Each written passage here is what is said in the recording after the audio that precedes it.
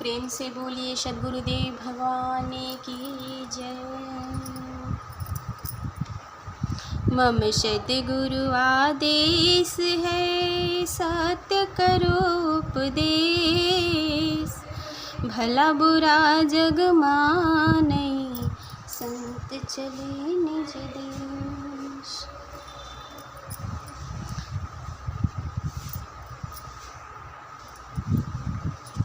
मुझे नित्यानादि सद्गुरु की आज्ञा है कि ब्रह्म विद्या तत्व ज्ञान अनुभव योग साधन का सदुपदेश कर सबको करो। प्रभु प्राप्ति परमानंद की उपलब्धि कराने का अधिकारी मनुष्य मात्र है, करने का अधिकारी मनुष्य मात्र है। अधिकारी अध्यात्म पिपासुओं को ब्रह्म विद्या तत्व ज्ञान का उपदेश करना चाहिए। सन्मार्ग में चलने पर अनेक कठिनाइयाँ आती हैं, इसलिए अनेक बाधाओं के होते हुए भी अपने सद्गुरु भक्ति अध्यात्म पथ में विचलित नहीं होना चाहिए। संत संसार की ओर न देखकर सदैव सद्गुरु शरण में रह अपने अनुभव भेद युक्ति द्वारा अध्यात्म शांति को प्राप्त होकर परमानंद महान सुख को प्राप्त कर लेते हैं। ब्रह्म विद्या के आचार्य अध्यात्म जगत के पथ प्रदर्शक हैं, इसलिए उन्हीं की शरण में रह कर अध्यात्म तत्व का बोध और पूर्ण शांति की प्राप्ति होती है। सद्गुरु ही सद्गुरु बनाते हैं, अपने मन का मनमुखी कोई सद्गुरु नहीं होता। अतएव नित्य अनादि सद्गुरु के नियम आदेश अनुशासन में ही ब्रह्म विद्या के प्रचार सद्गुरुजन अपना आध्यात्मिक प्रचार का संचालन करते हैं। उनका ईश्वरीय सृष्टि के जड़ चेतन सभी पदार्थों पर नियंत्रण और अधिकार है। जो स्वतंत्र अपने मनमानी विचार से गुरु बनते हैं, वे अपने तथा दूसरों को अंधकार में ले जाकर पतन करते हैं। अतएव अध्यात्म पथिकों को चाहिए कि अध्यात्मविद पूर्ण सद्गुरु की खोज कर उनके ज्ञान सदुपदेश के द्वारा अपने मानव जीवन को अध्यात्म पथ पर आगे बढ़ावें।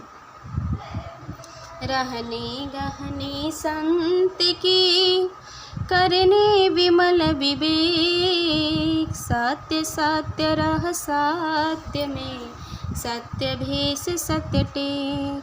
इस दोहे में जीवन के अध्यात्म पथिक प्रभु भक्त अनुरागियों को पवित्र होने का उपदेश किया गया है।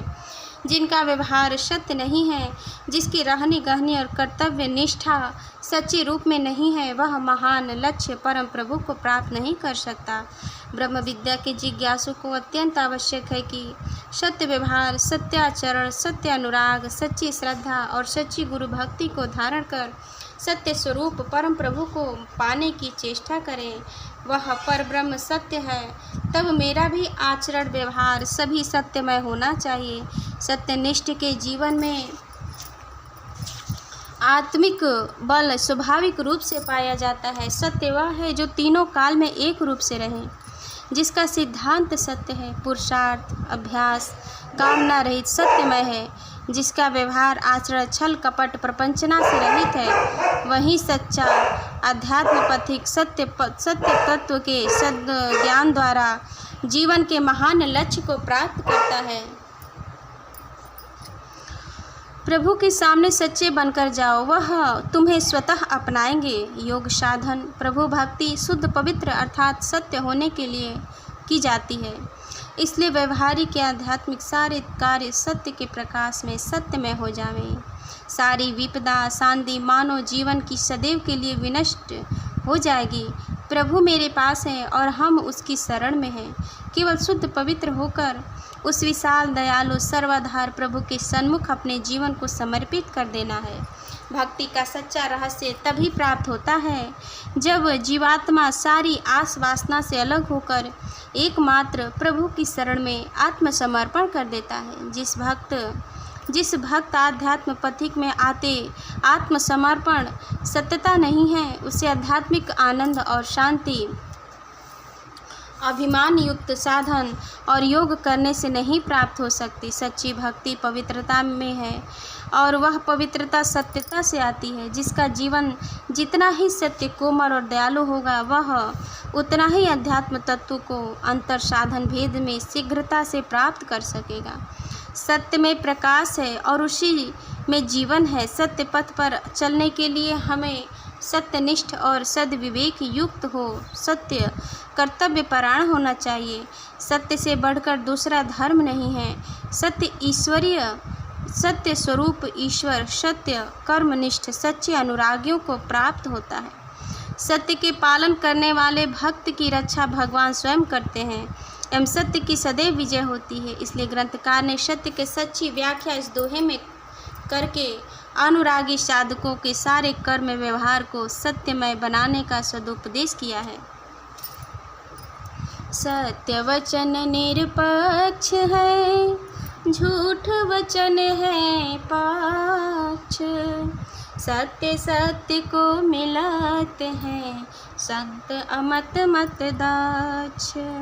जिस योगी महापुरुष को विहंगम योग समाधि में सर्व तत्वों का परोक्ष ज्ञान प्राप्त हो गया है, उसे ही ईश्वर पदार्थों की प्राप्ति अर्थात सत्य ज्ञान अर्थात ज्ञान होता है।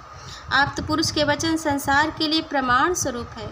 सत्य दृष्टा आप्त के वचन है, निष्पक्ष होते हैं। प्राकृतिक मंडल के विद्वान या योगी के वचन निर्भ्रांत नहीं हो सकते। वह पक्षपात अर्थात दूसरे के ज्ञान के आधार पर अपने पक्ष का समर्थन करता है। इसलिए सांसारिक विद्वानों के वचन सत्य नहीं हो सकते। सत्य का पूर्ण ज्ञान योग्याभ्यास अनुभव योग समाधि में होता है। योगी की पूर्ण विद्वान और सर्व तत्वज्ञ होता है। वाचक ज्ञान और ग्रंथावलोकन से जो बुद्धि निश्चय करती है वही भ्रमयुक्त होता है। योग्य जन प्राज्ञा जिसे ऋतंभरा भी कहते हैं, वह योग के साधन द्वारा महाविदेह में संयम करने से प्रकट होती है और बुद्धि का जो आवरण है वह क्षय हो जाता है। बुद्धि के विकास का साधन पूर्ण रूप से प्राप्त होने पर ही तत्वों का बोध होता है। इसलिए इस दोहे में योगी के निर्भ्रांत वचन को ही निरपक्ष कहा गया है, क्योंकि प्रत्यक्ष निर्भ्रांत ज्ञान हो जाने पर ही संशय मोह नष्ट होता है और सत्य का पूर्ण ज्ञान होता है। इसलिए सत्य वचन निर्भ्रांत निरपक्ष होता है।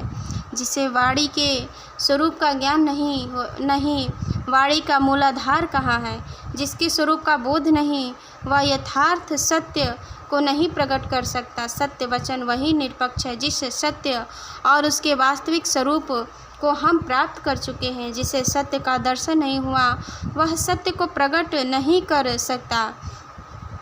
वाणी मन और आत्मा को सत्य ज्ञान के लिए योग साधन द्वारा उसे अंतर्मुख करना चाहिए, क्योंकि सत्य का स्वरूप प्रकृति के आवरण से ढका हुआ है। सत्य स्वरूप पर ब्रह्म को वही प्राप्त करता है जिसका जीवन सदैव सत्यमय हो जाता है। कपटपूर्ण सत्य सत्य नहीं है। सत्य के स्वाभाविकता और संयम प्रकाश है। जो छल और कपट से युक्त है वह सत्य नहीं है। सत्य नित्य वस्तु है, उसका रूपांतरण नहीं होता। सत्य मार्ग सत्य सिद्धांत पर रहने वाला ही सत्य को प्राप्त करता है। तीनों काल में एक रूप से जो पदार्थ स्थिर है वही सत्य है। इसलिए सिद्धांत जीवन मन वाणी और व्यवहार सदैव एक रूप से होते हैं। तभी हम सत्यव्रती और सत्यनिष्ठ होकर सत्यमय स्वरूप सत्य स्वरूप पर ब्रह्म को प्राप्त कर सकते हैं। पश्चात के में सदैव असत्य का व्यवहार होता है। इसलिए सत्यनिष्ठ जन पक्षपात से रहित होकर यथार्थ सत्य को जानने के लिए सद्गुरु शरण को प्राप्त होते हैं। संत मत प्रकृति के जितने मत संप्रदाय के मार्ग हैं उनसे भिन्न है। समस्त प्रचालित पथ प्राकृतिक क्षेत्र में अपनी कर्म गाथा को गा रहे हैं। वैदिक संत मत अमत है, वह शुद्ध ब्रह्म विद्या का विकास है एवं मानव जीवन के विकास के लिए यथार्थ मार्गदर्शन है। संत मत ब्रह्म विद्या किसी मत संप्रदाय की वस्तु नहीं। अध्यात्म पिपासु जन संत मत ब्रह्म विद्या योग्याभ्यास द्वारा दक्ष होकर सच्ची आत्मिक शक्ति का उपदान कर निःश्रेय के परम सुख को प्राप्त कर होकर कृतज्ञ होते हैं। इसलिए संप्रदाय विहीन संत मत को अमत शब्द में इस दोहे में संबोधित किया गया है। सत्य संत की चाल है वह आकाश का खेल, दूर संत पद याहि से दुर्लभ अवगति में। सत्य का साधन अनुभव गति से हो संत का साधन अनुभव गति सत्य है। प्रकृति में त्रिगुणों के भाव होने से आत्मिक चेतना चंचल रहती है, इसलिए उसकी गति में हास्य विकास मन के संयोग से होता रहता है। विहंगम योगी प्रकृति से अपने चेतना अलग कर चिन्मय स्वरूप शुद्ध चिदाकाश में रमण करता है। उसकी आधार प्राकृतिक नहीं है, वह अपनी सत्य चाल से प्रकृति का आधार छोड़कर स्वच्छंद आकाश में आत्मक्रीड़ा करता है। इसलिए संत पद प्रकृति का आधार से रहित तो दूर अर्थात सूक्ष्म है।